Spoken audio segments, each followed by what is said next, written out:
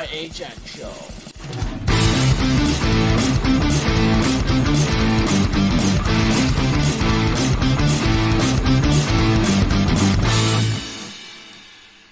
Welcome to episode number 27 of the IHN Show. I'm going to say this right at the beginning, recorded on October 16th, 2018, which is a Tuesday.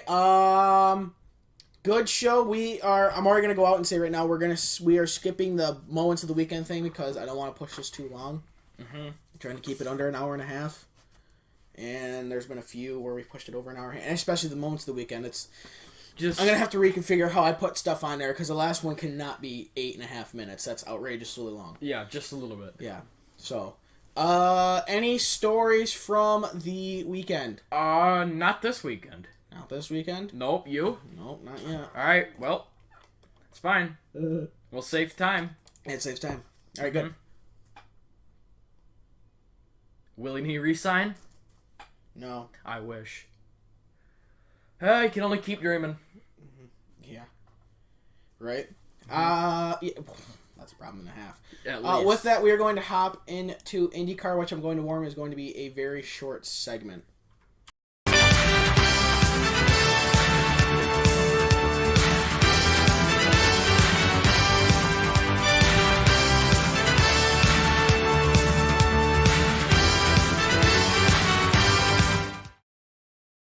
So, with IndyCar, the only news really is that...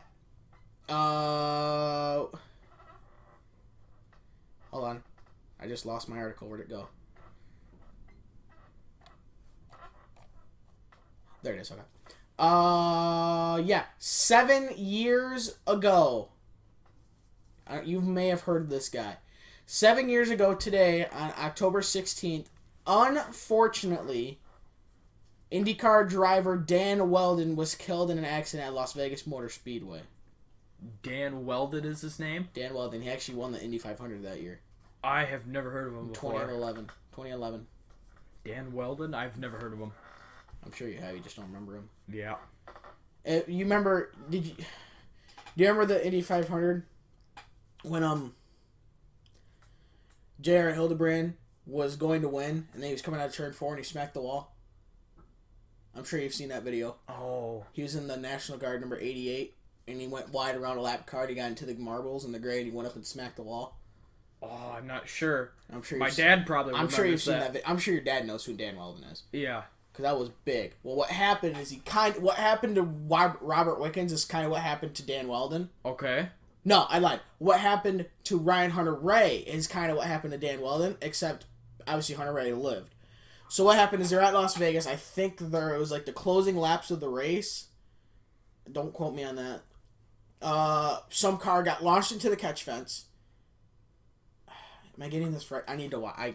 Before I start talking, I'm gonna have to watch it because I can't remember if. Yeah, when it comes up, when you just type in. You type in Dan space W for Weldon. It's the second thing to come up on YouTube. Let me see. Mute that. No, it was actually the beginning of the race. Oh, no kidding. Yeah. I can't remember how this... Okay. Jeez, that is a terrible wreck. Good lord. I don't remember that being so devastating. Do you want me to come over and see it or not? If you want to see it. I was to say, I have to see this, yes. Jesus, I don't want to show this because this is just... Horrifying? Yeah. This ain't gonna be good. No, it's not. Okay, you can already see the wrecking up there. Yep, and some smoke, yep. They're actually on Ryan Weldon's car. So, he is... Watch this. I think that's him right here. Somewhere, I think that's him right there. The guy that went up in the catch Yikes. Fire, smoke everywhere. Oh my gosh. How many cars are in? Look at all the debris. Look how this escalated though. Okay, so you have one car. Well, it doesn't help they're 3 wide. You have one car, and all of a sudden everybody's coming into a corner. Everybody's trying to go low, and they're like, "Oh, there's a car. There's a guy getting in the. Oh, is that him? That might be him. I think that's Weldon. Yeah, he goes up and he spins like a top. Yeah, and he gets launched into. I think his head got actually decapitated off his head from the catch fence. Oh my gosh. I think that's what happened. You've got to be kidding me. Anyway, 7 years ago on this day, that happened. Sheesh. Hold on, I got people trying to text me, and I'm trying to tell them to go away. Tell him to get out of here. And you said he was decapitated? I think he was decapitated. Oh my gosh. It's not even funny. No, it's really not. I know. 7 years ago. Let me read the article. Chance to win $5 million. Nice. Wow. Just pocket change. See, the 33-year-old Briton worked his way up to 24th place by lap 11, but his bid to win $5 million ended up seeing crash won. 15 drivers were in that wreck. Almost half the field. Just a little bit.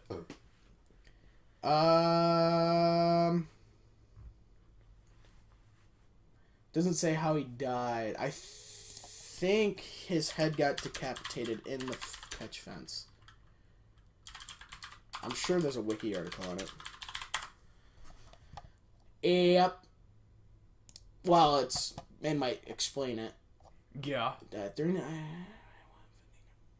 His car flew oh my god.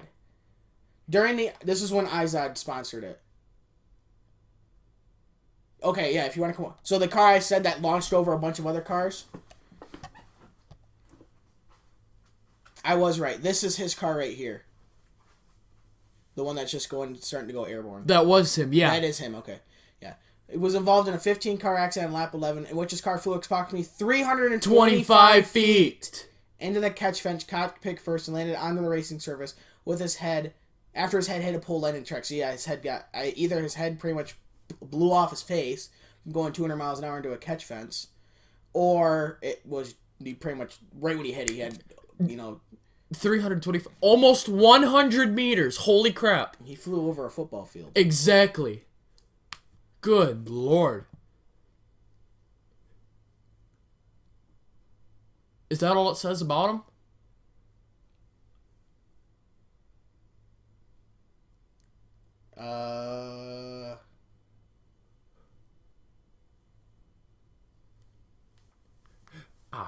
That it right there? Blunt? Hold on. Oh, okay. Yeah, you got blunt force trauma. Blunt force trauma. That makes sense. I mean, yeah. You don't need an autopsy for that. Exactly. Yeah. This ain't rocket science here. No. Officials, after input for drivers, needed to declare that they would abandon the race and that a 5-lap, 3-wide formation salute would be held in Weldon's honor, along with his number 77 displayed at the top of the scoring pylon. Weldon would be the only racing driver participating in GoDaddy's IndyCar Challenge, which he would be eligible for $2.5 million each if they had won the race starting from last place.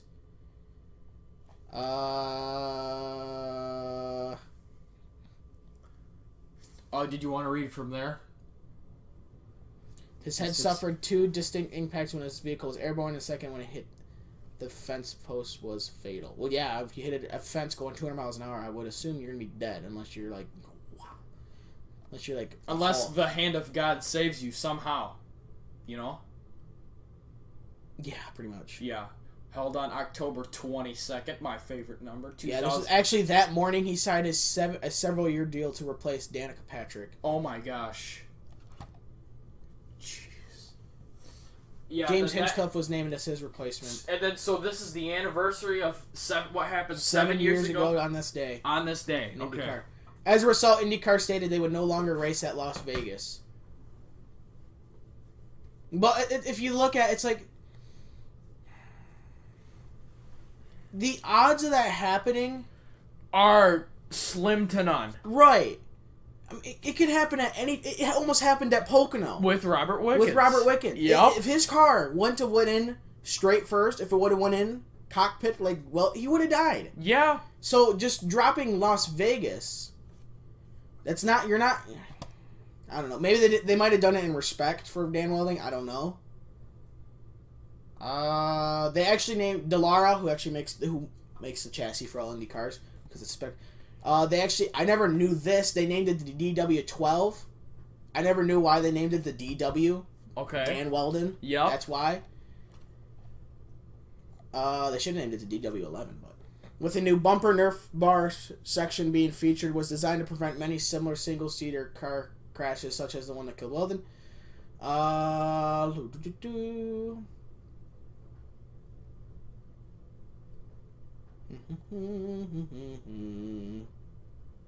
He actually has a street sign in St. Petersburg, Florida. And I think they raced down that street for the St. Petersburg Grand Prix. The Grand Prix of St. Petersburg, yeah.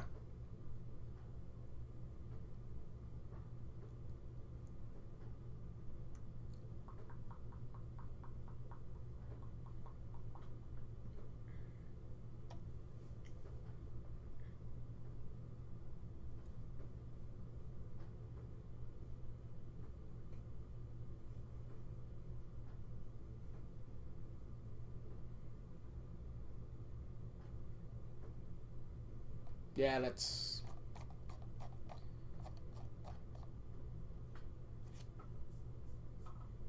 If you look at the death-to-race ratio in IndyCar, it is... Very low. Yeah.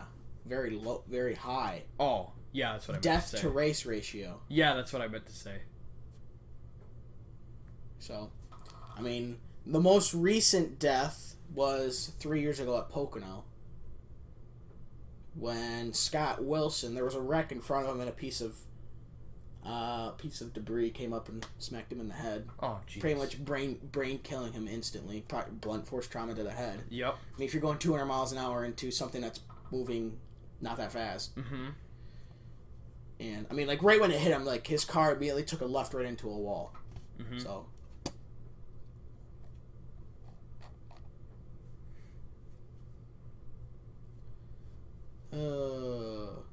anyways, on to fun facts, because that's all there is. Alright, you're up. Me up first? Yep. Okay. In the 1965 Southern, staying with racing, in the 1965 and staying with death, the 1965 Southern 500 at no other than Darlington Raceway, the Lady in Black, too tough to tame, was one of the wildest races in NASCAR history. Rookie driver Buren Skane died after two cars ran into the side of his car in the early laps. Sam McQuagg was leading the race when Cale Yarborough tried the mouse past McQuagg for the lead. Yarborough flew over the guardrail, rolled over 6 times, and ended up at the end of a parking lot by a light post. Yarborough obviously lived. Waved to the crowd as he walked back to the pits. A video clip of the wreck was used on ABC's Worldwide of Sports for several years. With 44 laps left, Fred Lorenza and Daryl Dyringer. That's a funny name, Daryl Dyringer. Oh, too bad it wasn't just Dinger. You could have got a free Dinger. I know. Jeez, SOB. No, I'm still at 0. Yeah. We're fighting for the lead far ahead of Jarrett. This is pretty funny, though. Lorenza's motor expired, and even before he could get to the pits, Dyringa's motor started smoking, too. Jeez. That'll teach him. Yep. He continued at a slower pace to finish first. Here's the fun fact now. I just wanted to give you some background on it. The race was won by Ned Jarrett by 14 laps by 14 laps. Yeah. Or 19.25 miles, roughly.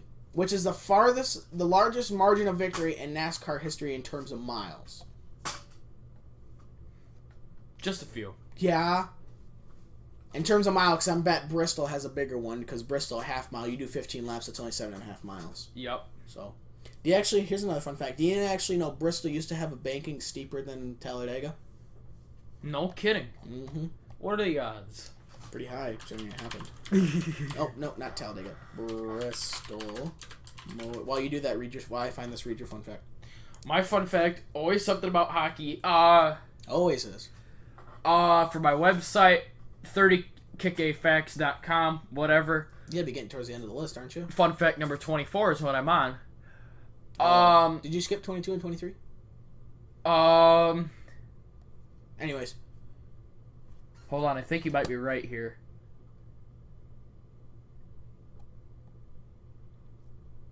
I skipped 21 and 22. 23 was the Buffalo Sabres hold the title of being the only team to have killed an animal, a bat, during an NHL game in 1974. Yeah. NHL fun fact number 24, I am going to skip that. That'll lead me to fun fact number 25. One of the most famous hockey players of all time, Marc Messier, Mark Messier, when he won the Stanley Cup, I believe, I don't know how many times he's won it, but he's won it at least twice, Mark Messier, or once, I'm not sure. He has taken the Stanley Cup to a strip joint twice. Who did? I didn't hear it. Mark Messier played Mark for the... Messier, yeah, I know who he is. Yeah. That's funny. Took a Stanley Cup to the strip joint. Who sat in his cup? Yeah, that's pretty good. Free dinger. No, this is a good one. I like it. That's pretty good. All right. Yeah. So, the angle of banking, which has been disputed many times at Bristol. Yep. The track long advertised that it's banking at... Talladega right now is at 33 degrees. Holy smokes. It's always been at 33 degrees. Yep. Advertised it's banking at 36 degrees. Oh my god. Which at the time made the most steeply banked track in NASCAR. However, it now lists at 24 to 30 degrees, reflecting in the track's more recent resurfacing in 2007, when they cut the banking down. Even before the resurfacing, there was many disputes on the accuracy. Who cares? So, yeah. Do you actually know... It was actually when Bristol was first being made, it was called Bristol International Speedway. Oh, no kidding. Yep. And it then changed to Bristol Motor Speedway in 1996. Back in the day. The largest, the highest the seating capacity was for Bristol was, I think, 1 something. Yeah, obviously 1 something. Where was it? Obviously would have been in the 2000s.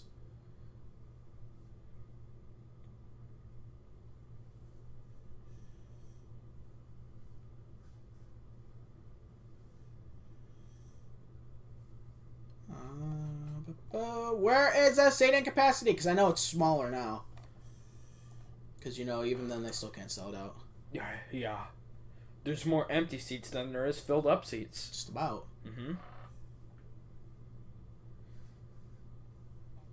They held the largest crowd wave. Nice. And actually they did the same exact thing the next year. No, the next year they did the largest karaoke with a sold out crowd. Oh, nice. And they did the wave again, apparently tying the world record. Sweet. In 2009. So the new backstreet increased the venue's capacity to 160,000. So I think supposedly it's at 160. It's at 162 right now. So it was high as 165. Jeepers.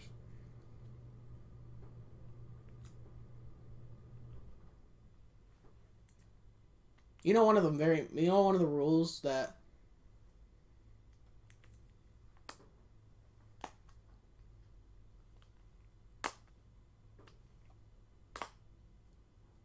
hold on, I'm trying to... Okay, one of the rules that I really liked that NASCAR had was the racing back to the yellow. Oh, I remember that. Remember, they got rid of it, yeah. I think in 2003 3 or 4. I know, that's what I was like. That was funny. 2000, we said at the same time. 3? Let's spell racing right. 2. It could be 2002, I'm not sure. I know it's early 2000s. Yeah. Racing back to the caution. Yeah, yellow caution, same thing. Yeah, obviously there's huge safety issues with that, but yeah. That... You say 2003, I'll say 2002. If I'm right, I get a free dinger. If I get it wrong, I get a negative dinger. Which is an incorrect button. It wasn't 2003. 2002? Yeah. No. Dang. When did it... Does it say? No, it changed its rules in 2003. Oh, you were... No! Alright, I'm down -1. I'm at -1 dingers. Oh. Oh, great. In case, just because of that. Good start. Yeah. That was a good rule. The problem is with it's safety. I mean, it's a good rule, but it's safety.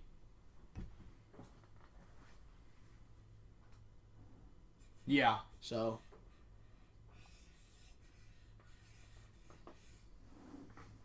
Yeah, the problem with that is that Man, I do miss that rule. I remember that. Back in the Stone Age. Yeah.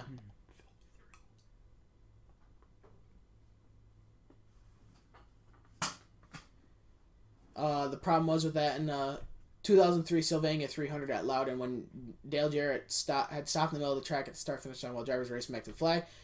What happened is I think his car got rear-ended.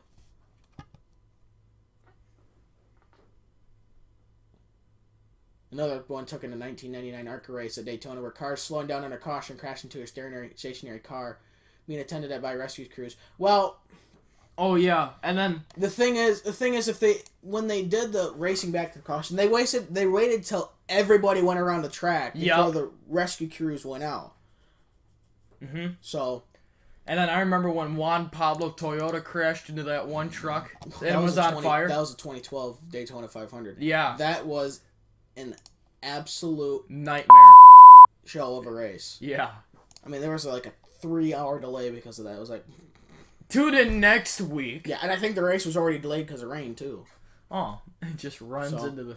Yeah, no kidding. And I says, you dingnuts. So with the dingnuts comment, we'll move on to hockey 10 minutes later than I wanted it to, anyways. But that's all right. We always run late. Yup.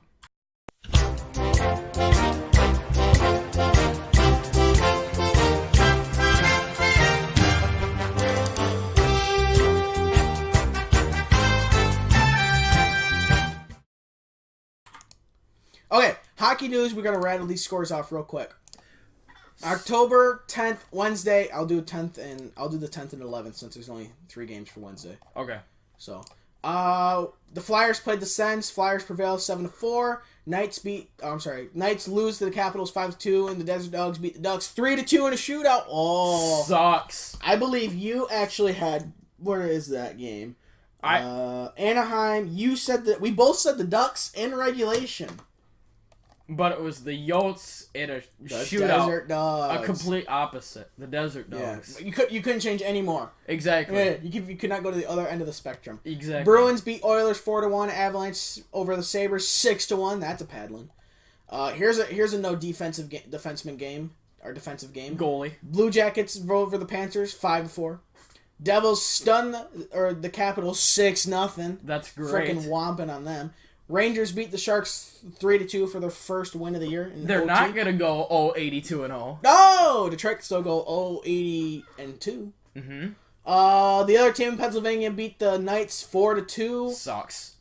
The Kings beat the Canadiens 3-0. The Maple Laughs beat the Wings 5-3. Canucks beat the Lightning 4-1. You're not going to hear that very often for the rest of your life.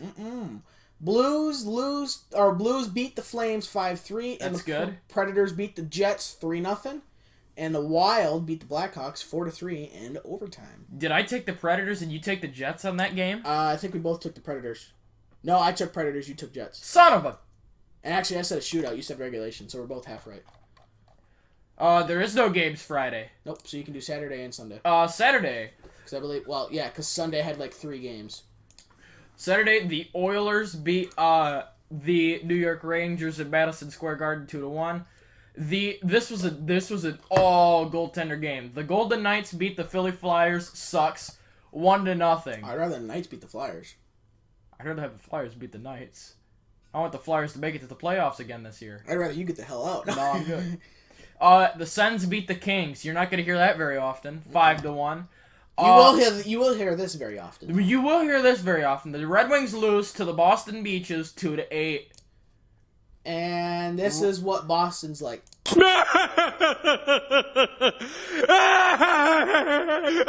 see that jerk? Oh, I love it. Alright, keep going. Here's a good game. David Pasta Sauce freaking Aver got a hat trick against Bernier. Exactly. Who? This is a good one. Dude, the Hurricanes are fire right now. Oh, man.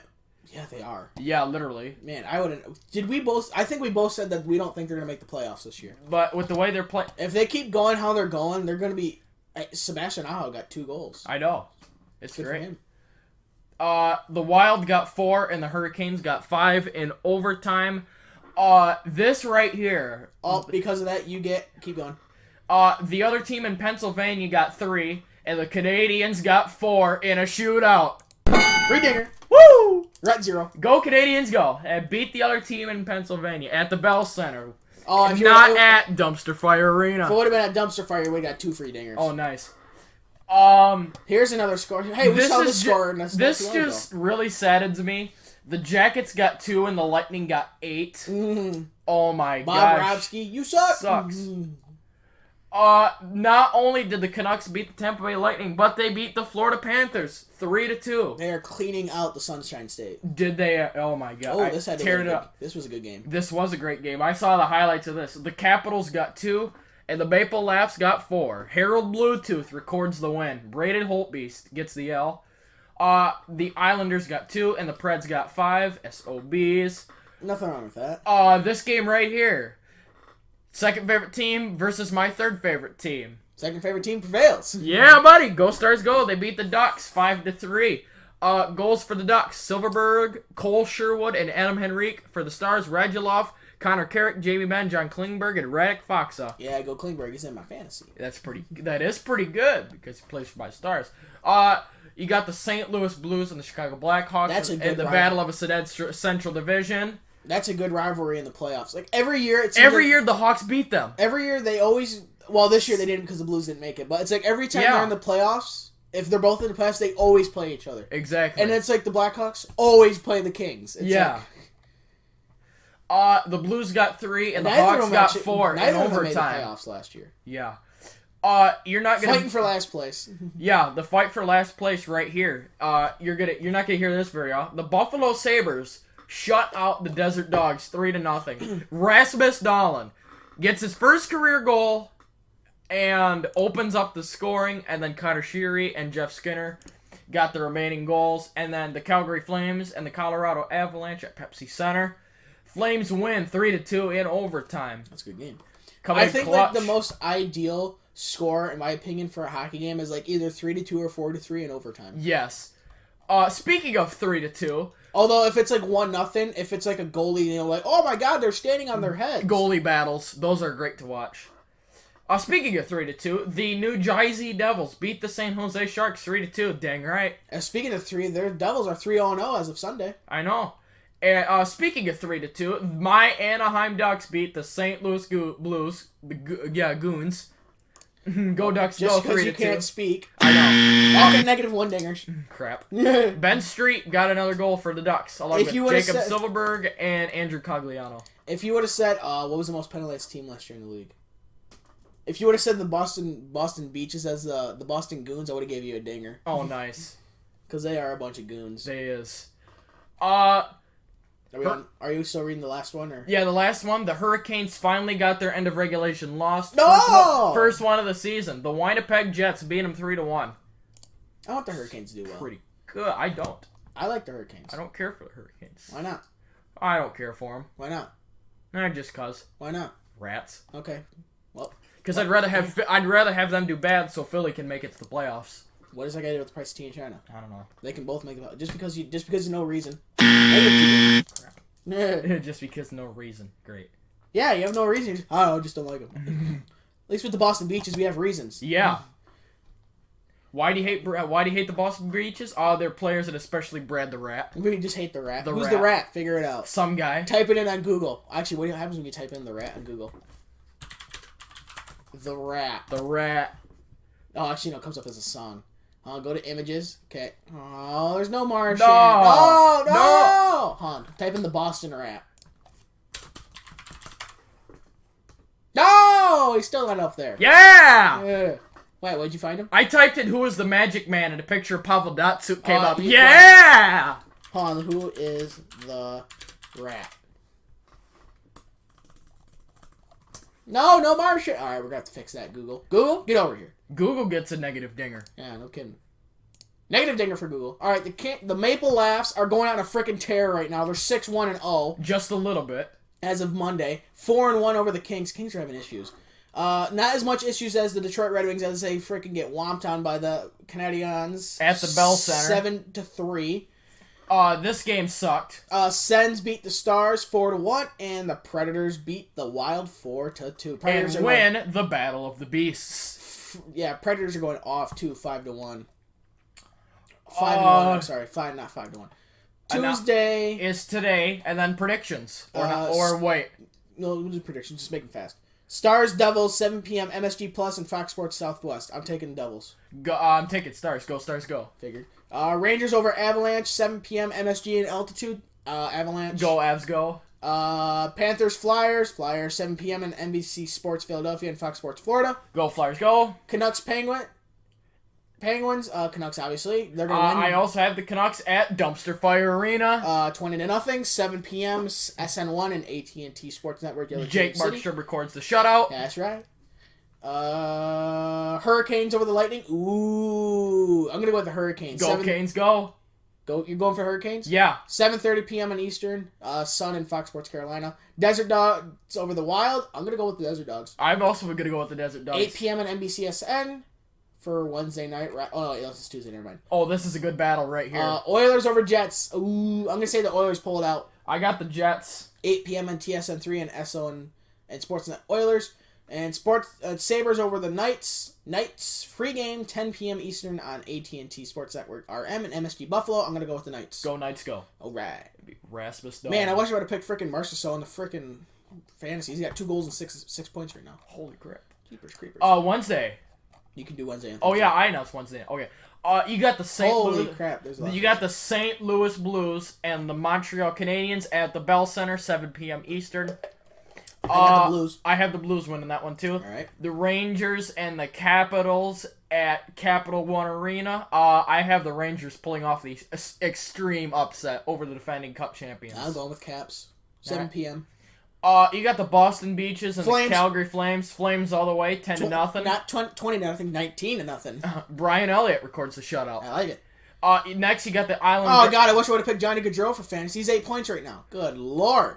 You got the Islanders and the Ducks for our next game at Honda Center. Go, Ducks, go. I'm taking the Islanders. Oh, for the upset? Yep. That's pretty good.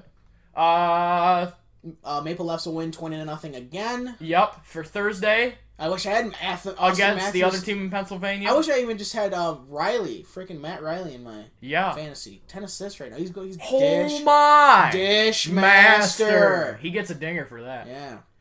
Ooh, this is a good game right here. Ooh, who do you pick here? I'm gonna go with who played? Did either of them play the day before? Yeah, the Devils played the day before. No, they didn't. Not on Thursday.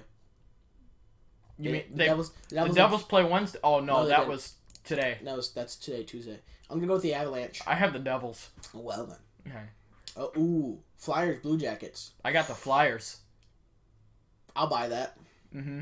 But this next game, I'm gonna go with the Lightning. I'm gonna go with the Red Wings. If I'm gonna be honest, I'm gonna go with the Lightning. Me too. But we always pick. But I gotta pick the Red Wings. If I'm being true, my honest pick for the Red Wings is the Lightning. Yes. My biased pick for the Red Wings is the Red Wings. So. Yeah, you would be both.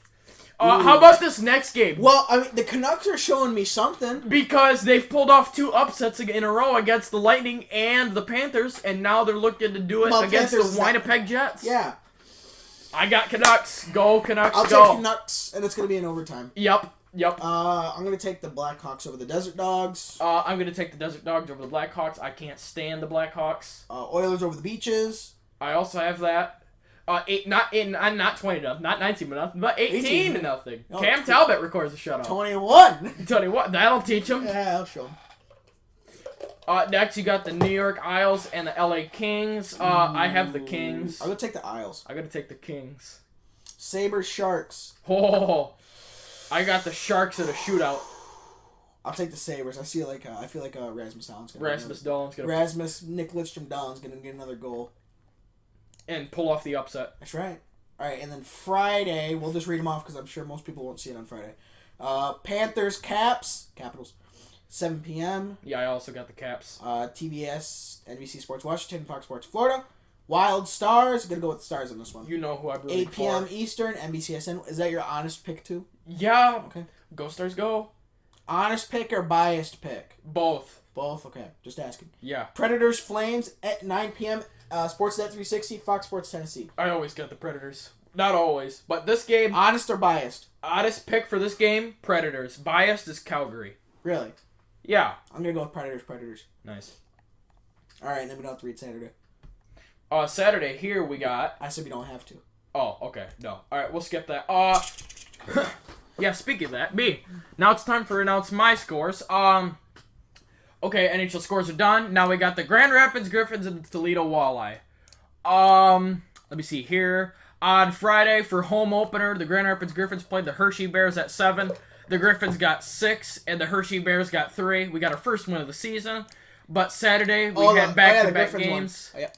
Great dinger. You're up to -1. Hey. You're up to -1. Ah, crap. Just take it back because... Well, you're at -2. Oh, well, then on Saturday, they played in Chicago against the Wolves. The Griffins got 1, and the Wolves got 5. Whew. I'm going to be nice now. I'm not going to give it to you because I played the night before. You had a late plane ride. Oh, yeah. Okay, Griffin scores are done. The Griffins are 1-3-0 right now. The Toledo Walleye. The Toledo Walleye's games were nuts. On Friday the 12th, they played the Greenville Swamp Rabbits. My favorite team. ECHL team name. Right. The Greenville Swamp Rabbits. Ooh. Okay, keep going. At the end of the first period, the Toledo Walleye were down 0-3. At the end of the first, I think it was. Okay. And they clawed their way back and tied it up at 4. No kidding. Did they win? At the end of overtime. Yeah, they tied it at 4. Yeah. Tied at 4 into overtime, and the Toledo Walleye complete the comeback and win 5-4 in overtime. The incredible comeback is complete. I gotta find that sound. Yeah. I gotta download that just for things like that. I know. Good old Gary Thorne. And then on Saturday, the 13th, they played back-to-back games. Both of them were in Greenville. And then they split the 2-game series with the Greenville Swamp Rabbits. They lost their game Saturday. The Toledo Walleye got 2, and the Greenville Swamp Rabbits got 4. Okay. And then wait a minute. No, I might as well do it right now because there's not.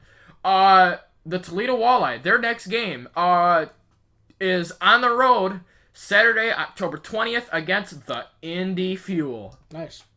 I know that is a pretty cool name, the Indy Fuel. Uh-huh. And they get that from the Brickyard. It's pretty sweet.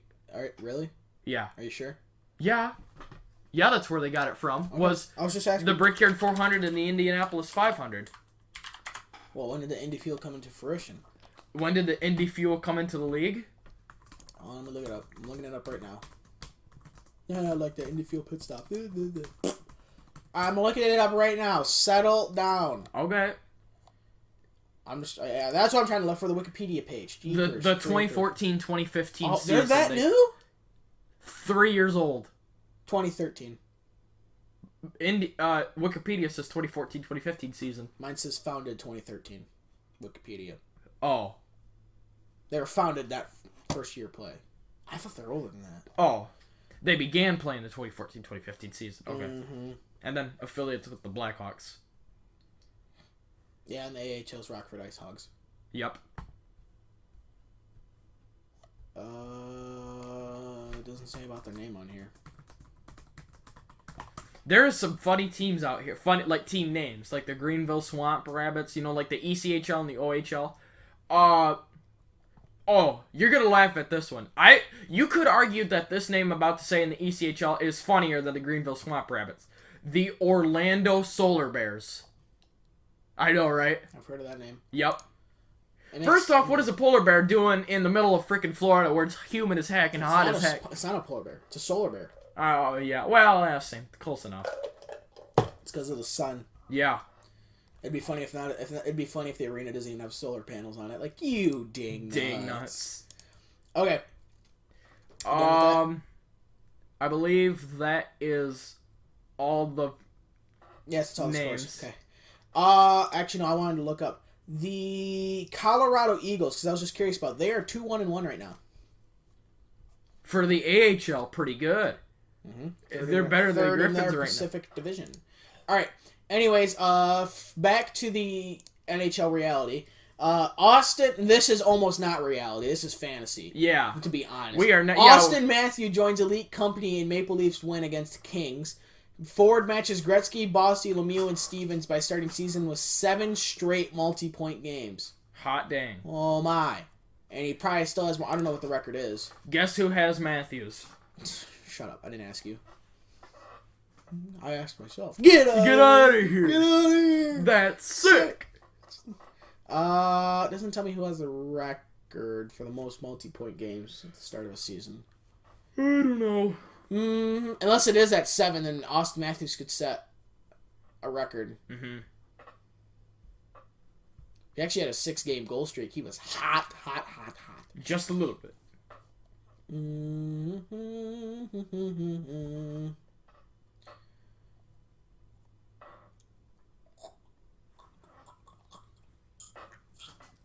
Oh, well. Okay. Mike Matheson. Excuse me. Oh, that's right. Has been suspended 2 games without pay for interference and unsportsmanlike conduct. I more see it as unsportsmanlike conduct more than interference.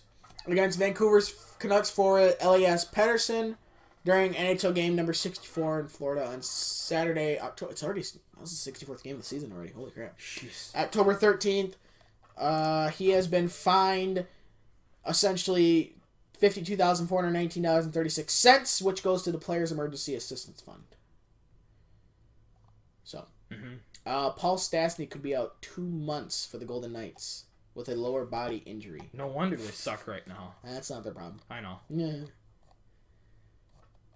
What else is there? Because Patterson is out with a concussion because of the incident with Mike Matheson. Sorry. What else is there? Oh, I remember seeing this yesterday. Defenseman Justin Schultz for the... Justin Schultz plays for the... Oh, gosh, I should know who does Justin Schultz play for? Come on. Well, this either counts as a dinger or a negative. It can be a -2 again. Crap. Justin Schultz. Defenseman. God, who does he... Eastern Conference. What division? Metro, I believe. It's Justin Schultz? Yes, Justin Schultz. Here, I'll start reading off his stuff. He will be out, 4 months with a broken leg. The 20-year-old defenseman for, insert team name here, lost, insert score here, to a team, insert team here, at this arena here. On Saturday, with 12:18 remaining in the first period after taking a hit from this player here. Along the boards, his left leg bent backwards. Ooh! Ow! I don't even want to look at it. It doesn't show, the NHL won't show you a video like that, because they get sued. Yeah. His left leg bent backwards as he fell in the... Ow! That ought to hurt like yeah. Just a little bit. Here, I'll give you some. They lost, this team lost 4-3 in a shootout when this incident happened. You're lucky I closed out of the NHL scores. Yeah, damn right. Wait, if you went back, I'd be like, alright, you're done. Get a -3 dingers. Lost 4-3 in a shootout? The hit was from Thomas Plekanec. That should be all the information you need. 4-3 in the shootout, and the hit was from Thomas Plekanec's. Which means it's for Plekanec's play for the Habs. There you go. And then they played against as we all celebrated for joy. Dude, I'm giving you so other team in Pennsylvania. It was the other team in Pennsylvania. Well, because I gave you so many hints, you don't get a dinger. Son of a... But you don't get a negative dinger either. Okay, that's pretty good. So, obviously that's a huge loss. He had 27 points, 4 goals, and 23 assists in 63 games last year. Oh, he's not that big of a defense. I guess he's not as good as I thought. How is that a huge loss? I mean, unless he does more defensively than offensively. Yeah. Which is... Hey, I don't know. Let me see here. I think...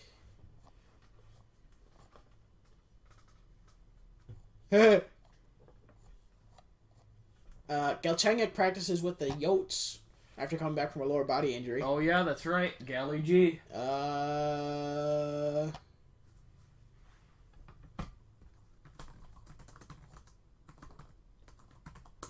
Your 3 stars of the week, ending in 10-14, was Patrice, I do not care, Bergeron. Yep. First star. Mr. Matt, or Morgan Riley, not Matt. Why did I say Matt? Morgan Riley for the Toronto Maple Leafs. And then someone else for the Carolina Hurricanes. Not that Sebastian Aho, but the other Sebastian Aho.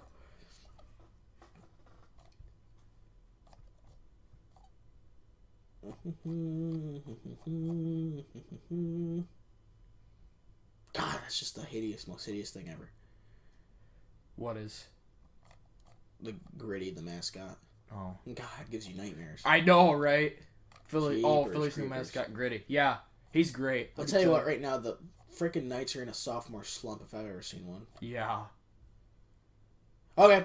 So, now we will hop to fantasy. So, fantasy ended more like this. Mm-hmm. Idiot. Oh, I want to go to, matchups, but I want to go to the first week matchup.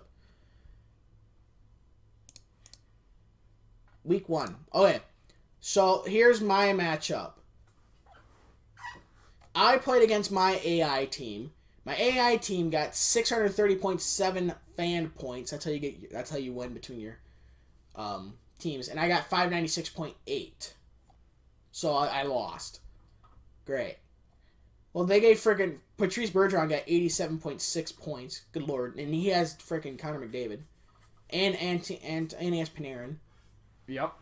Yay! Artemi. And he has Patrick Laine. And he has Drew Doughty. Holy and smokes. Subban. And Letang. And Jamie Benn. And Marner. Oh, he tore And it the up. Rat. Oh my god. He tore it up. But I have John Tavares. That's 91. Bam! But the thing is... This is actually his number. Oh, just because of that. Free dinger. You're up to 0. Nice. But the thing is, I got the most fan points out of all 4 of us this first week. What was your fan points? 731.5. You know what? You go to hell, alright? What was the most your player... What player had the most? What player had the most? John Tavares had the most for me at 91. How do I see that? You should just click on... You should just go to... If you go to matchups and you go back to week 1, it'll tell you fan points for each player. Okay. And then there's a thing, I'll say week 2, you just hit the back arrow and go to week 1. Yeah, week 1. Okay. And it'll tell you the fan points for each side.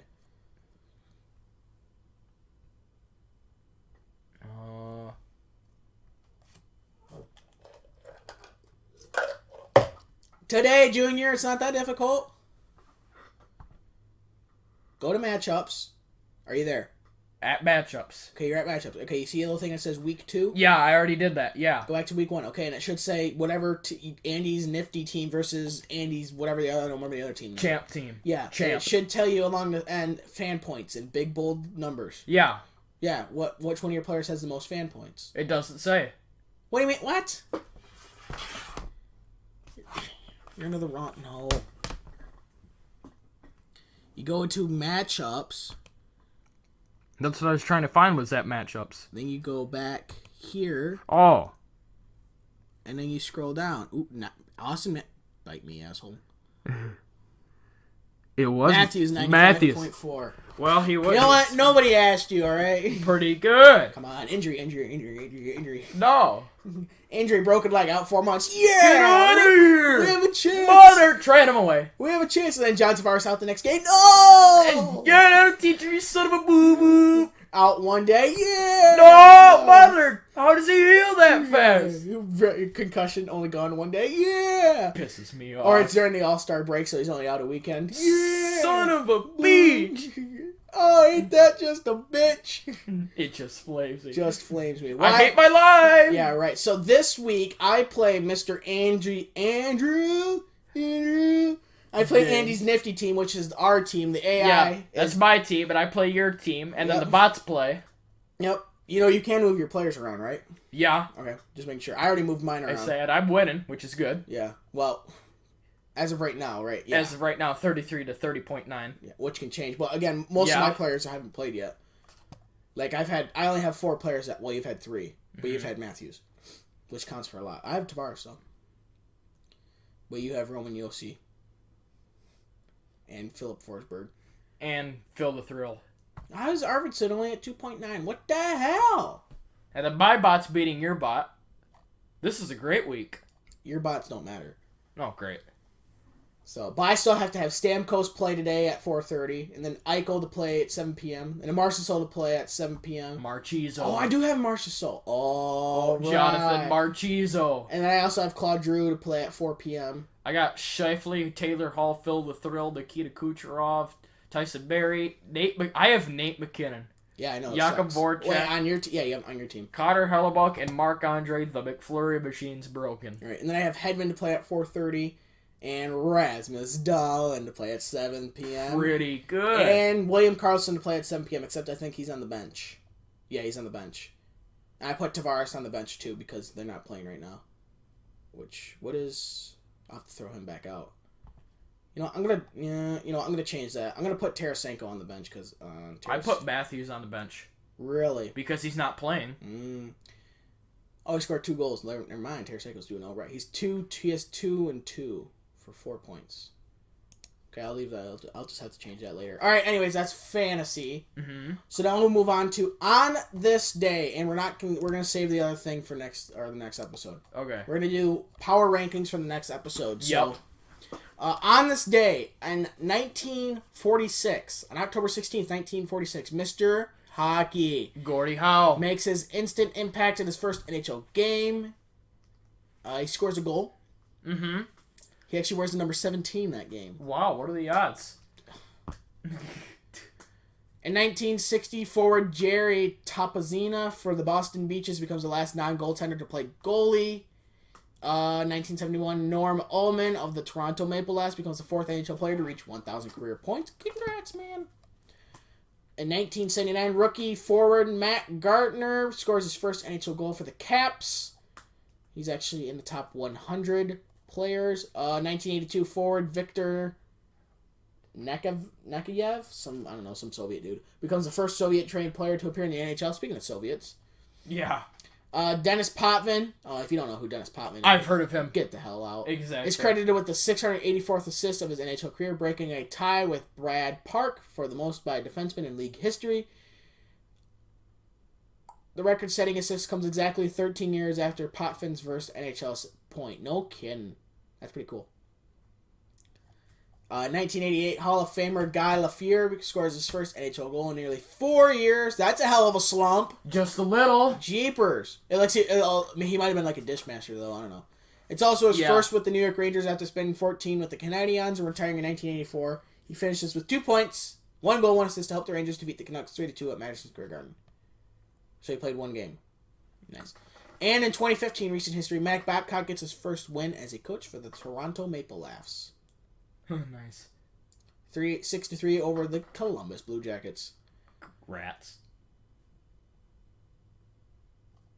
So, all right. With that, we'll move on to trivia. This is gonna be good. It is. I will go first. Go. That's fine. Who had the number? Oh, wait a minute. Wrong game. Yeah. Okay. Speaking of Gordie Howe, the great Gordie Howe played with the Red Wings from 46 to 71. Howe defected to the rival World Hockey Association in 1973. Which World Hockey Association team did Gordie Howe join? The WHA. What team? What team did he go to?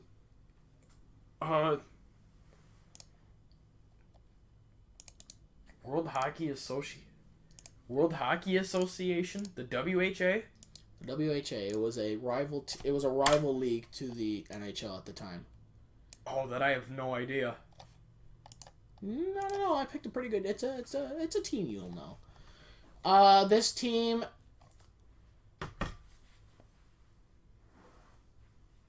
Oh, I'm sure you've heard of... Here, I'll even stop this for you, because I think I'm getting the WHA right. Yes, the WHA had some... Sorry.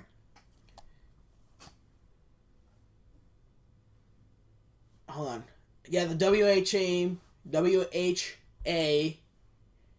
was the first major league to compete with the NHL since the collapse of the WHL, the Western Hockey League, in 1974. So... Oh, there's a WHL right now, but yeah, I think it's the World Hockey League. It might be. It was a professional ice hockey... The WHA was a professional ice hockey major league to operate in North America from 72 to 79, so it wasn't around very long. So, the first player to jump from the NHL to the WHA in the first year, led by star Bobby Hull. Wow. So, timer starts again now. This WHA team, if you would open the right tab, you idiot, was in Texas. Oh, wow. And they were around when the thing you first started. They actually have 4. They finished 4 times in a row in the Western Division, I would assume. And they have 2 final ones.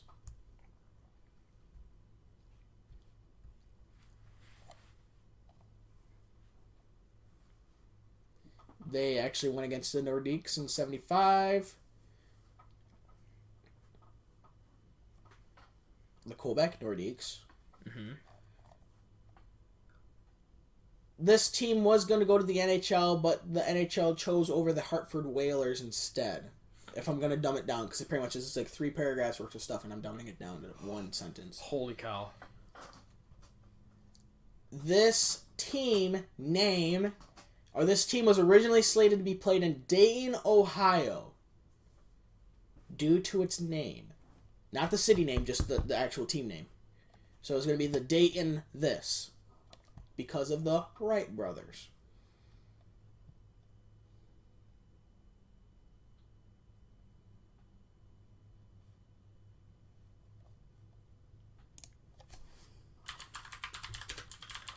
I have no clue. I got 45 seconds. I have no clue. Here, let me do a little bit more modern history. I even pause it for you.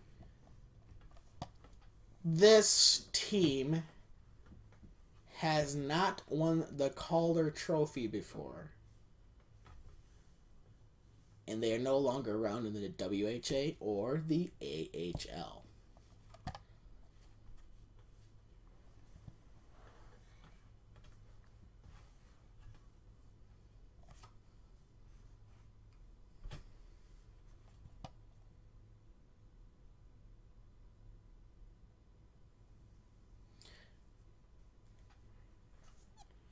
I don't know. I'm just going to let the timer run out because I do not know.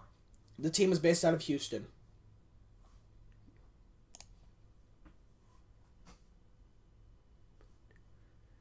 Yeah, you said they're based out of Then you said, out. and then you said Houston, but they play in Dayton, you said. I never said that. Oh.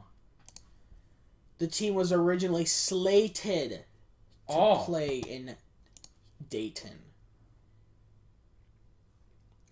That team name is the Houston Aeros. The Houston Aeros? Yes. I'm gonna have to look that up. Oh my god. They were replaced by the Iowa Wild.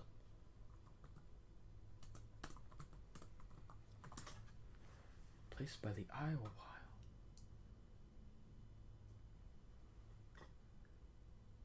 Good looking logo and jersey. Same colors as the Iowa Wild. I don't know why, but I've never heard of them before. Sorry. Well, with that, we will go over to, and you get a... I cannot believe that for 5 seconds. I know. You've never heard of the Houston Aeros? You keep up with the AHL more than me, and I've heard of them. That don't make no sense at all. How? How I've heard of them? Yeah, how have you heard of them and don't keep up more than the AHL, and I keep up more with the AHL. I've heard of it. That's freaking crazy. Not necessarily the Houston Aeros and the WHA, but I've heard of the Houston Aeros and the AHL. Oh, yeah. Jeez, I figured, I was like, oh, I saw that, and I was like, ooh, that's an ex-AHL team name. He should know this. And so I did that. And, well. Oh, great. Alright, go. Before I start, there is still the Western Hockey League, right? That's still alive today. Yeah, but they folded back then. That just came back. Oh, okay. The number of teams in the WAHL is 22. No joke. Back up to 0. Okay, good. I needed to say that. Founded in 1966. See, it's still... Okay, they might have backed... No, I remember. I think Founded in 1966. Okay, they have a lot lesser teams though.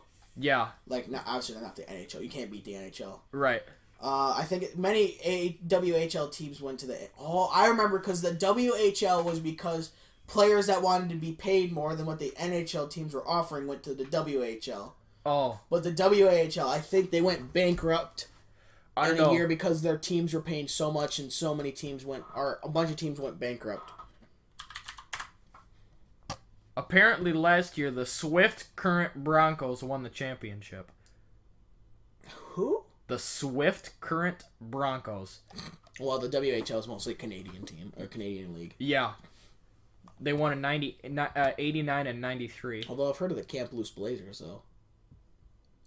You've heard of the what now? Kamloops Blazers. Yeah, they have the most titles. Yeah. 6. You know who has the most titles in the AHL? The Hershey Bears. There you go. NHL Canadians. Duh. Because they were the first team, that's why. Yeah. They actually ripped off the NHL. They ripped off the NHL's badge. I like it. Yeah. Wow. They did the WHL and the NHL style from 1978 to 2002. That's funny. Yeah, because the Oilers played... Yeah.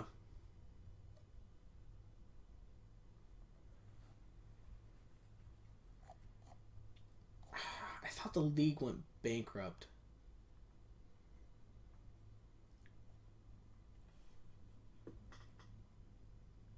Oh. Yep, there they are. Okay.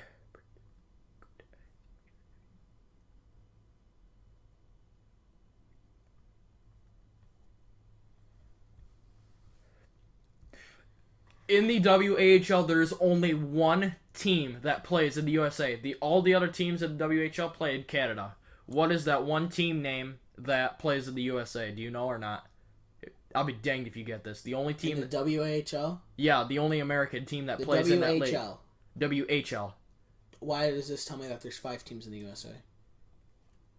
Oh, maybe I'm wrong. Yeah, I think you're wrong. A hint is this team is coming in the 2020-2021 season for the NHL. The Seattle Thunderbirds. Yep. They're not. It's no. That's Seattle. Seattle. That's a poor hint. There you go. The city of Seattle. Yeah. Seattle is an expansion team. Yeah. So the Seattle Thunderbirds are still going to be a team. Then they're also just gonna have an NHL team as well. Yep. So. On to the trivia question. Here we go. Alright. Always something about hockey. In hockey, who was the first player in the NHL to score a full-strength goal? Mario Lemieux. Oh my gosh. How did you freaking know? Holy crap, I didn't even get done with the question and you freaking got it right. Good lord. That's a record 0 seconds. You can't beat that. Don't throw my phone. I'm freaking done. Jeez. A full-strength goal, a power play goal, shorthanded goal, penalty shot, and open net goal in the same game. The only guy to throw 5 different forms of a goal. Yeah. 5 different forms of goal in a game. In one game. I know that because I actually read that to you the other day on the show. What day, what year, and who against? God, I don't know that much. Oh, jeez, well. I know who did Yeah, it. I know. New Year's Eve, 1988 against the Devils. I bet it was on New Year's Eve in 1988 against the Devils. Well, duh. I'll be damned, you're right. Yeah. So, with that, we will move on. We skipped the trivia thing. Oh well. Move on to NASCAR.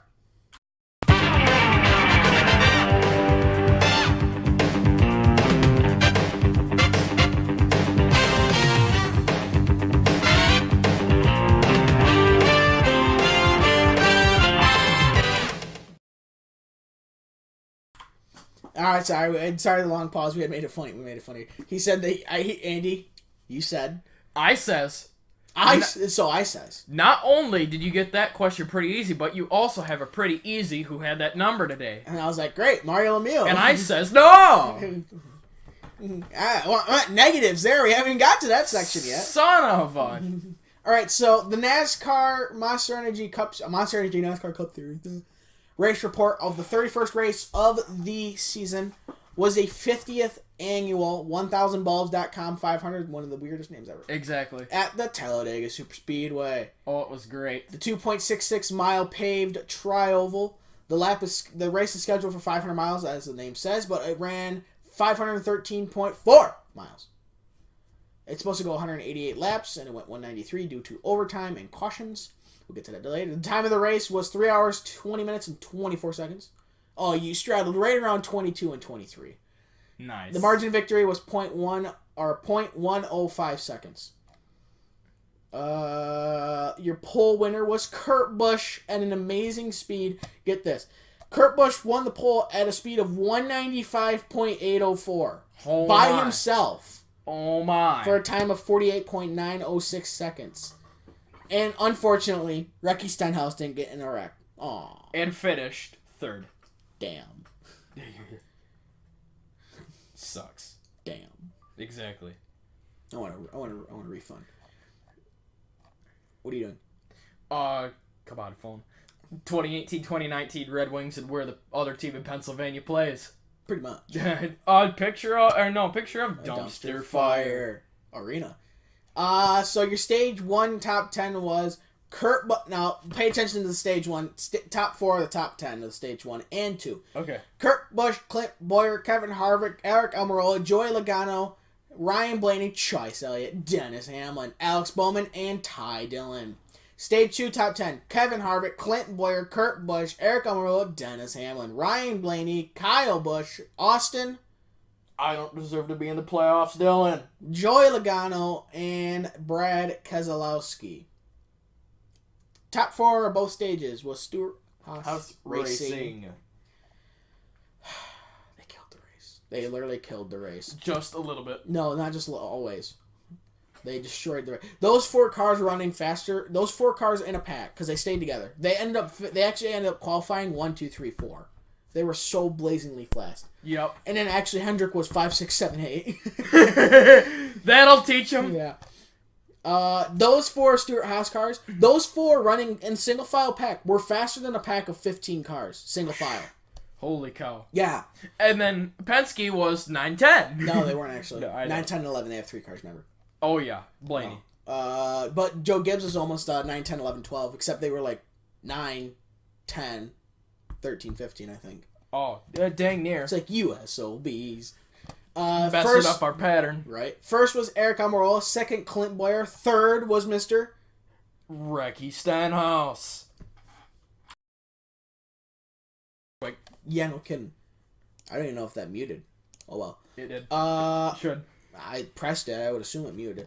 Fourth was Mr. If you can remember this, you've only said it once. Who finished fourth? Oh, Dennis Hamlin. You get 2 dingers. I forgot to give you the dinger for Ricky Stenhouse. Nice. So this is where you get all your dingers is from this one for the NASCAR schedule. Yeah, buddy. Fifth Here we was go. Joey Logano. 6 was AJ. Dinger. Number 3. Here we go. Rolling. 7th was...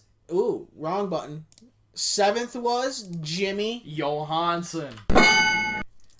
8th, Eric Jones. 9th, Paul Menard. 10th, Regan Smith. 11th, Kyle Larson. 12th, Brendan Gaughan. 13th, Trevor Bayne. 14th, Big Bush. 15th, Ty Dillon. 16th, Daniel Suarez. 17th, Austin. I don't deserve to be in the playoffs, Dylan. And You forgot to say Paul Menard. 18th, Joey Gase. 19th, Bubba Wallace. 20th, William Byron. 21st, Chris Buescher. There you go. 22nd, Landon Castle. 23rd, MTJ. 24th, Ross Chastain. 25th, Ryan Rocketman Newman. 26th was... Take a guess. Just take a guess. At 26th? 26th place. Who finished 26th at Talladega? I'm gonna guess... I won't count the CN2s because I haven't said it at all. Kevin Happy Harvick. Ooh! Close. 26th was the Shrub. No! 27th was BK. 28th, Kevin Happy Harvick. Mother! Yeah. Time to retire. Yeah, I'm done. Good night, Irene. Yeah, right. 29th, Ryan Blaney. Matt DiBenedetto was 30th. Chase Elliott, 31st. Coy LaJoy, 32nd. Alex Bowman, 33rd. DJ Kennington, 34th. Here you go. Okay, try and say when you haven't said yet. Jamie. Jamie, would you like a hot apple pie with those McNuggets? I'll give it to you. Yeah. You said the Apple before, but I think the last time you said McFlurry. Oh, nice. With that McFlurry. Where am I at? JJ Yelly. JJ Yelly. If you would have said JJ Jelly, I would have gave that to you too. Nice. JJ Jelly. Jeffrey Earnhardt 37th, Cody Ware 38th, David Reagan 39th, and Michael McDowell 40th. Michael McDonald's. Michael McDonald's. That's another dinger right there. Yeah, pretty much. Mm-hmm. Actually, believe it or not, almost all 40 cars were running at the end of the race. Wow. Only one guy was out, and that was JJ Jelly. Nice. Poor guy. I don't care. Let me see here. The only guy not to qualify was David Starr. In fact, he didn't even qualify. There was 8 cautions for 32 laps. Don't think that, oh yeah, it was a wreck fest. No, it wasn't. The 96 spun on the front stretch at the beginning of the race, and then it was the end of stage 2 on lap 55. Lap 61, I believe, Jimmy Johansson went for a skid. That he went through the infield. He was going through the triangle, got loose and spun. Didn't hit anything. Actually, no, he did hit the wall.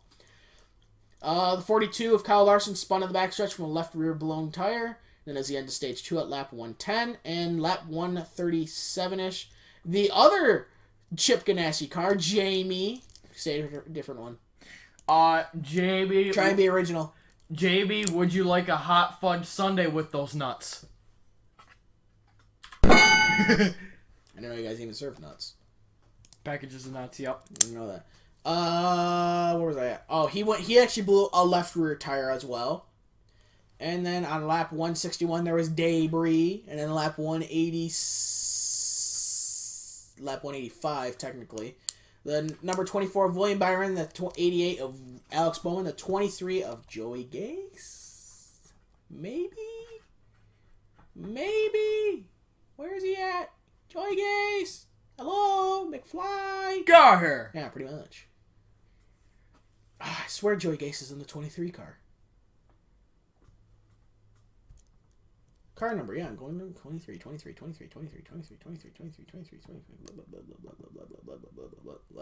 Oh, no, that was JJ Jelly. JJ Jelly. Was Joey Gase not in this race? Apparently not. I thought he was in this race. Damn. Rat. Oh, yeah, he was. He's in the Buckshot Jones car. That's right. What a rat. Buckshot Jones. Then 20 of Eric Jones and a 9 of Chase Elliott. They just clipped Chase. And then there was an accident on the white flag in turns 1 and 2. We'll get into that later. There was 15 lean changes among 11 drivers. Again, don't make you think that there's a lot. Kurt Busch led a few laps, and AJ Umdinger led a lap because of caution. Then Kurt Busch led some more laps, and Matt DiBenedetto led a lap due to the pit stops. Or caution, actually. Then Blaney led some laps. Ross Chastain led a lap due to caution. Kevin Harvick led some laps. The Shrub led a lap due to caution. He led lap number 69. That's pretty good. Dinger. Nice. You're up to 9 already. Hey, what a comeback. Yeah. Starting from the bottom, now I'm here. You started from under the bottom, really. Yeah. Then Keselowski led some laps. Byron led some laps. And Gunn led some laps. And then Almirola led 1 lap of the race. The most important lap of the race. Lap number 193. The last one. That's right. Pretty good. Your points look like this. Kevin Happy Harvick still in first. At 3,003. Nice. 128 points. The Shrub's at 3,001. 1 points. Joey Logano's at 3104. Kurt Busch at 3095. Almirola at 3087. He's locked in the next round. Clint Boyer at 3086. MTJ at 3083. Chase Elliott at 3066. Locked into the next round. BK's at 3065. Ryan Blaney's at 3061. Larson's at 3057. And Alex Bowman's at 3051. Officially almost out of the playoffs. Because he needs to win at Kansas. Terrible cutoff race. 3,003. I'm going to give Kevin Happy Harvick a check mark for that. 3,003, why? That's how many points he has, you said? No, 3128. Oh, 3128? No. Kyle Busch has 3,001. 1. Alright, then I'll give that check mark to the Shrub. The Shrub. Shrub. Kurt Busch is Big Bush. Oh my gosh, it's funny. Kurt Busch. Yeah, Big Bush. He's the older He's the older one. The next event is on October 21st, 2018, for the 18th annual Hollywood Casino 400 at Kansas Speedway, Kansas City, for 267 laps and 500.5 miles. that is on? I have no idea. That is on NBC. Be damned. All right. NASCAR news. Apparently, he had a lot to live for. No. The overnight they paid somebody. Yeah, right. The overnight ratings for Talladega sucked major dong. 0.8.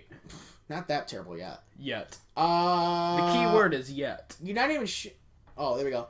NBC earned a 2.2 overnight rating for yesterday's Monster Energy NASCAR Cup Series at the 1,000 Bulbs 500 Talladega Superspeedway. Off, get this, from last year's 2.8. Hot dang. Down a little bit, I would say. Just a hair. So, and from a 2.8 to a... And I'd argue that because of how boring the race was. Yeah, 2.8 to a what now? It went from 2.8 to 2.2 is yes. 2.2 on Sunday. 22. See the problem is with NASCAR, they got rid of the double ride height rule. If you look at the cars now at super speedways, their bumpers are like freaking that much off the ground. Exactly. They used to be like that high off the ground, and with that, the cars are really unstable because now you can make the cars go faster. Yep. Either the cars go fast or you have handling, and everybody's like, we want to go fast, you know? Mama, I want to go fast. You know, they're Ricky Bobby. And then it's like they can't go too wide because they'll wreck. Yep. Because they have such terrible handling, so they just go in single file lines and. Yep. Messing around. There was. Give NASCAR a check mark. A check mark for that. Give NASCAR a few check marks. Yeah, big old check mark. Done and done. Take your computer screen and a utility knife. Check. There was I told you about this. On Sunday, they went to overtime, took the white flag. Going into turn 1, there was a wreck. NASCAR, thank God, let the race go green. They made it, let them go green. And Kurt Busch was all upset, got his panties in a bunch because he had the race taken away from him because he actually ran out of gas at turn 3 on that lap. Oh, come on. So, he said, because apparently an ambulance had to be dispatched. I don't know, I cannot comment on that because I never saw an ambulance dispatched. Yep. NASCAR said a statement on not throwing a caution on the last lap. We were closely monitoring each car involved and were actively communicating with spotters and safety trucks in turn 1. All cars were able to either roll off under their own power or signal they were clear, signaling meaning they lowered the safety net. Mm-hmm. As always, we make every effort to end under green for our fans in the stands and at home, which we did. I have nothing wrong with them ending the race under green. Now, if, like, with NASCAR, this is how it should, like, for their, in overtime, do we end the race under caution or green? Yep. If obviously if you do it through if they come into the white and they wreck through the tri-oval, you're going to have to throw the caution. Yeah. Because you're in front of the start-finish line. Yeah. If you take the white and you wreck in turns 1 and 2, like at Talladega where there's enough, if it's at Bristol, that's a different story. Yeah. It's at Talladega where there's a bunch of time, for cars to, okay, spot, like, all right, go high through 1 and 2, or all right, start backing her down, Then, yeah, let it go green. Now, but if a car slams the outside wall or slams the inside wall, then yeah, or if a car starts rolling on its lid or it is on its lid, then yeah, throw the caution.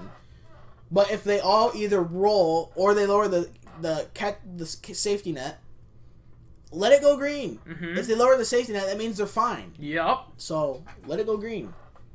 That's my 2 cents on it. Yep. So, let me see where we're at time-wise. Okay. The final race in the 2018 NASCAR playoffs round of 12 is this Sunday. First practice is Friday from 2:05 to 2:55 at NBCSN. Qualifying is at 7 p.m. at NBCSN Eastern, so it's really like 6 p.m. Eastern in Kansas. Second practice is at 10:30 a.m. That's 9:30 a.m. there, no kidding. On CNBC, and final practice is at 1:05 to 1:55 p.m. on NBC Sports, either known as NBC, I believe. I don't know. Maybe it's probably NBCSN. NBC has never put practice on NBC. Fox has, though. They put Fox practices on Fox. Fox practices on Fox. Nice English. Uh-huh. So, okay. I don't think there's any other news that's worth mentioning.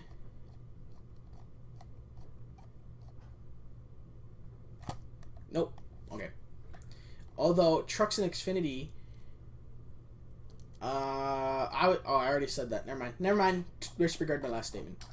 All right. So now we will move on to who had that number. I have got no idea. Clue. Yet. Yeah, that's right. Yeah. Mario Lemieux. No, you got 0 seconds again. Come on. This game's crap. What is this? Heck on earth? Beach. Rigged. Beach, you guessed it. Accidentally sends it to me, so I'm looking at the answers on the email. Here you go. Happy birthday. Yeah, no kidding. All right. Always something about hockey, except for those 2 NASCAR ones. I always do. Oh, you closed the wrong tab. You boo. Control Shift T. Control Shift T. Yeah, that's how you. If you accidentally close out of your tab, and you can get it back by pressing Control Shift T. Oh, I just went to history. Oh, okay.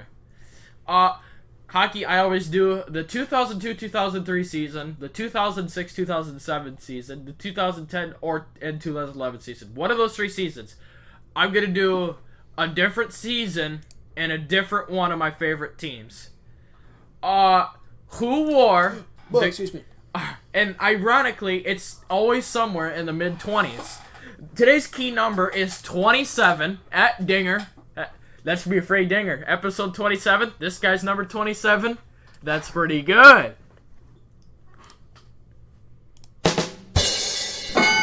Exactly. I didn't get it at first. Oh. Who? When you're like free Dinger, I'm like 27 is not one of the numbers. It's episode 27. Okay. Oh. All right, I'll give it to you. Not the 2010-2011 season, but who wore the number 27 in the 2012-2013 season? Not for an NHL team, but for an AHL team, the Grand Rapids Griffins. So, number 27 for the Grand Rapids Griffins. In the 2012-2013 season when the Griffins won their first Calder Cup.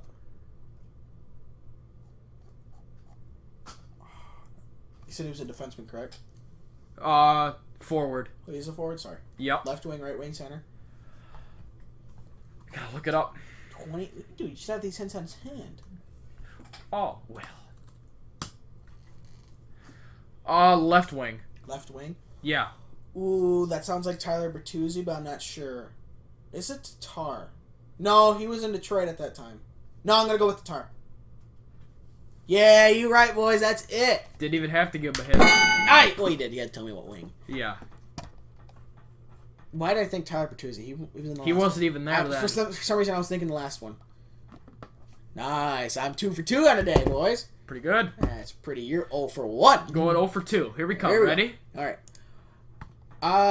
Who wore the number 54 for the Los Angeles Kings in the 2013-2014 season?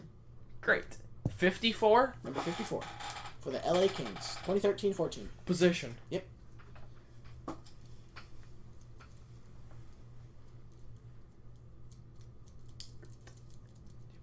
(2013-2014) season. Yep. He was traded late that year to the Edmonton Oilers. Don't ask me what number he was then. I have no idea. Okay. Oh, before the Kings won the Cup in 2014. Mm-hmm. Oh, great. Sucks to be him. Yeah, 54. He got traded. Oh. He was traded to the Kings from the Toronto Maple Leafs for Matt Freighton and Jonathan Bernier.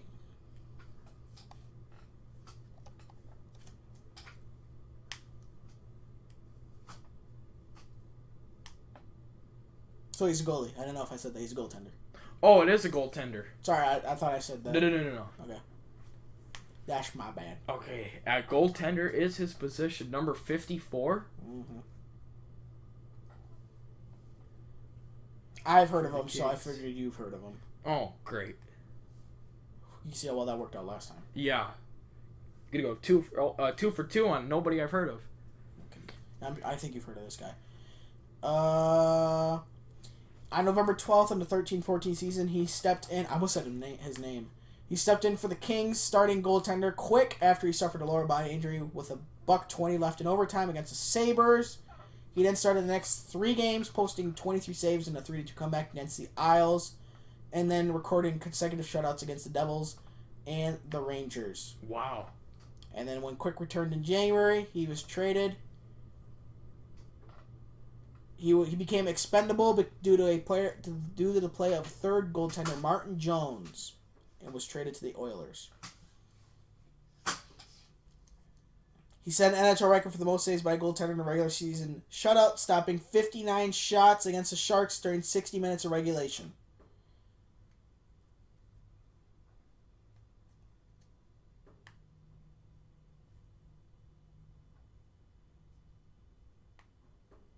He currently is the manager for the University of Denver's men's hockey team.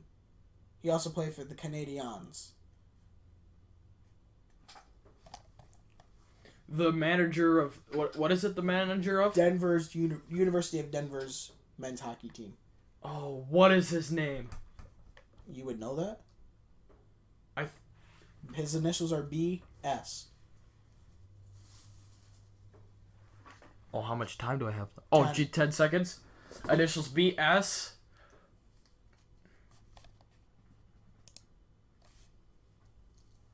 Take a guess.